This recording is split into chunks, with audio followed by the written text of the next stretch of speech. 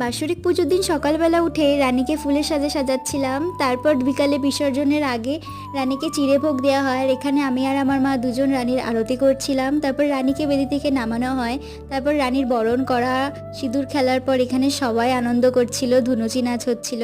আর ওইদিকে তো রান্না শুরু হয়ে গেছিলো, যেহেতু প্রায় 3,000 লোকের আয়োজন।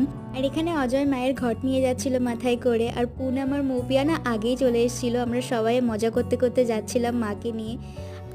তারপর মাকে নিরঞ্জন করে আমরা চলে যাই পালবাড়িতে আমার এবছরের রানীকে আনতে। আর আমার এবছরের রানীর সাজ কেমন হয়েছে তোমরা জানিও। তারপর রানীকে বাড়িতে এনে আমি নিজে চলে যাই একটু রেডি হতে। আর এখানে আমাকে এত এরা হাসাচ্ছিল যে আমার হাসির থামছিলই না। তারপর আমার কিছু বন্ধুরা এসেছিলো, ওদের সাথে একটু কথা বলছিলাম, আড্ডা করছিলাম। তারপর ওরা খাওয়া দাওয়া করে এইভাবে রাস্তা দিয়ে মিষ্টি খেতে খেতে যাচ্ছিল। আমার রানীর কাছে মন থেকে চাইলে না সব কিছু পাওয়া যায়, রানী কাউকে খালি হাতে ফেরোয় না। পুরো পুজোটা তো তোমাদের সাথে শেয়ার করতে পারবো না, তাই আরতির কিছুটা মুহূর্ত শেয়ার করলাম। That's it.